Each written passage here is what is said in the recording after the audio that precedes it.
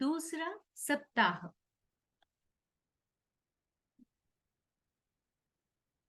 8वां दिन।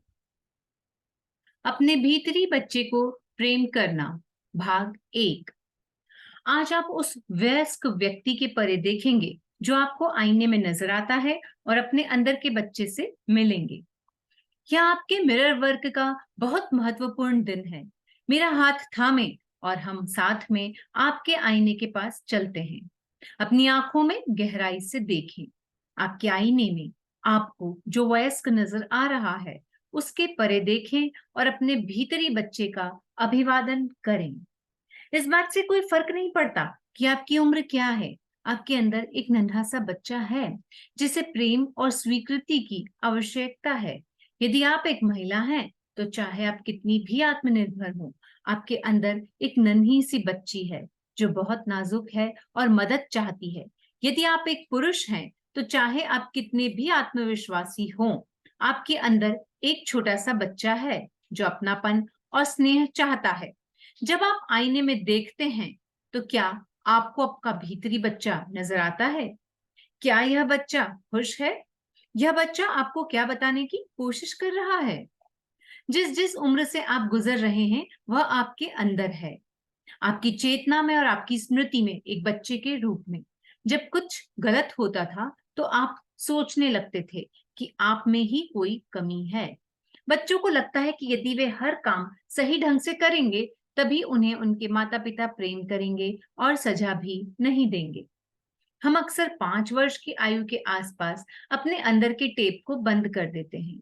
हम यह निर्णय इसलिए लेते हैं क्योंकि हमें लगता है कि हमारे अंदर कुछ कमी है और हमें अब इस बच्चे से कोई मतलब नहीं है।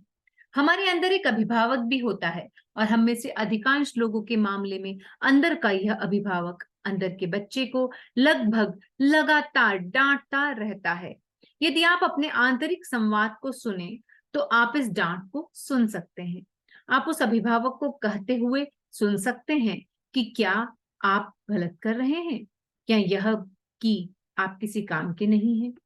तो इस प्रकार हमने अपने बचपन में अपने आप से एक लड़ाई की शुरुआत की और खुद अपनी भी उस प्रकार आलोचना करने लगे जैसे हमारे माता पिता हमारी करते थे। तुम बेवकूफ हो, तुम किसी काम के नहीं हो, तुम कोई काम सही ढंग से नहीं करते। यह निरंतर आलोचना एक आदत बन गई। अब वयस्क होने पर हम में से अधिकांश या तो अपने भीतर के बच्चे को पूरी तरह उपेक्षा कर देते हैं, या उस बच्चे को उसी प्रकार कमी का एहसास कराते हैं जैसे बचपन में हमें कराया जाता था। हम इस पद्धति को बार बार दोहराते हैं। जब भी आपको डर लगे, समझ लें कि वह आपके अंदर का बच्चा है जो डर रहा है। वयस्क को डर नहीं लगता, फिर भी उसने संपर्क तोड़ लिया है और वह बच्चे के लिए उपलब्ध नहीं है। इस वयस्क को और इस बच्चे को एक दूसरे के साथ संबंध विकसित करने की आवश्यकता है। आप अपने अंदर के बच्चे से कैसे जुड़ सकते हैं? इसके लिए पहला कदम होगा अपने मिरर वर्क के माध्यम से बच्चे को जानना। कौन है यह बच्चा? यह बच्चा क्यों दुखी है? आप इस बच्चे को सुरक्षित और प्रेमपूर्ण महसूस करने में मदद करने के लिए क्या कर सकते हैं? आप जो कुछ भी करते हैं, उसके बारे में अपने भीतरी बच्चे से बात करें।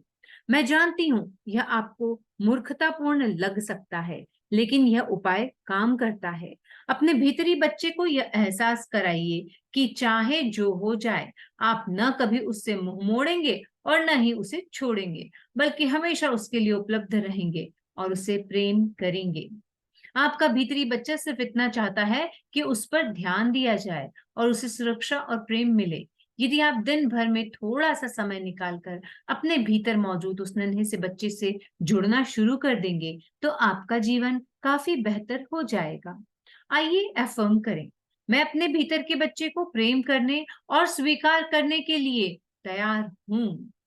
आपका 8वें दिन का मिरर वर्क अभ्यास। 1, अपनी उस समय की तस्वीर निकालें जब आप लगभग 5 वर्ष के थे। उस तस्वीर को अपने बाथरूम के आईने पर चिपका दें। 2, कुछ पल उस तस्वीर को देखते रहें। क्या दिखाई देता है आपको? क्या आपको एक प्रसन्न बच्चा दिखाई दे रहा है या एक दुखी बच्चा? 3, आईने में दिख रहे अपने भीतरी बच्चे से बात करें। आप उस तस्वीर को देखकर बात कर सकते हैं या अपनी आंखों में भी देख सकते हैं, जिसमें भी आपको अधिक सहजता महसूस हो। यदि बचपन में आपका कोई प्यार का नाम था, तो अपने भीतरी बच्चे से बात करते समय उस नाम का प्रयोग करें। सबसे अच्छा तो यह होगा कि आप आईने के सामने बैठ जाएं, क्योंकि यदि आप खड़े रहेंगे तो जैसे ही आपके मन में मुश्किल विचार आने लगेंगे, आपको दरवाजे से बाहर भाग जाने का मन हो सकता है। इसलिए बैठ जाएं। टिश्यू का एक डिब्बा अपने पास रखें और बात करना शुरू कर दें। 4, अपना दिल खोलकर अपने अंदर गहराई में छिपी भावनाएं साझा करें। 5, जब आपकी बात पूरी हो जाए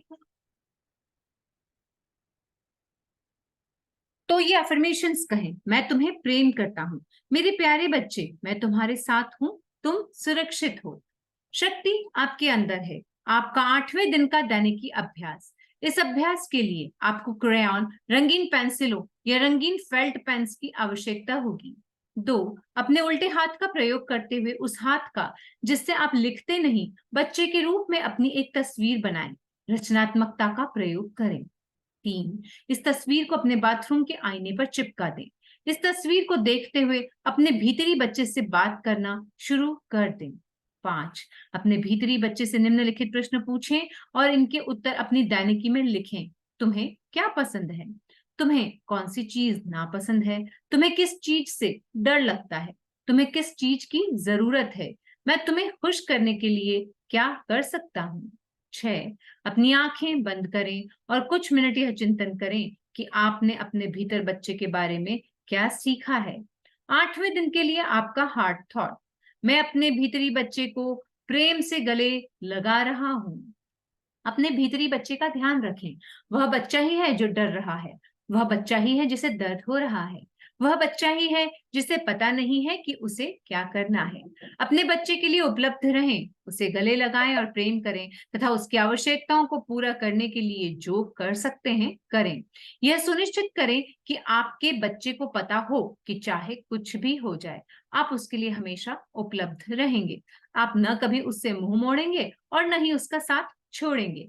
आप इस बच्चे को हमेशा प्रेम करेंगे। आपका 8वें दिन का ध्यान जाने दें और आराम करें। एक अच्छी गहरी सांस लें और अपनी आंखें बंद कर लें। एक और गहरी सांस लें और अपनी पूरे शरीर को पूरी तरह आराम करने दें। अपना ध्यान अपने पैरों की उंगलियों पर केंद्रित करें और उन्हें बिल्कुल शिथिल हो जाने दें। अब अपने तलुएं, अपनी एड़ी और अपने टखनों को ढीला छोड़ दें। अपने पैर के पंजों को भारी हो जाने दें। इस शिथिलता को अपनी पिंडियों से होते हुए घुटनों तक जाने दें। इस गर्माहट और आराम को अपनी जांघों में जाने दें और उन्हें भारी होता महसूस करें। अब अपनी कमर और कूल्हों तथा नितंबों को शिथिल होने दें। अपनी कमर को शिथिल होने दें और फिर महसूस करें कि शांति आपकी छाती की ओर बढ़ रही है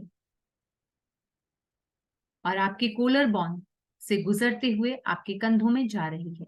अपनी बाहों के ऊपरी हिस्से को ढीला छोड़ दें। अपनी कोहनियों को शिथिल हो जाने दें और अपनी बाहों के निचले हिस्से को, कलाइयों को और हथेलियों को शिथिल हो जाने दें। तनाव के अंतिम हिस्से को अपने हाथों की उंगलियों से बाहर निकल जाने दें। अपनी गर्दन को शिथिल हो जाने दें।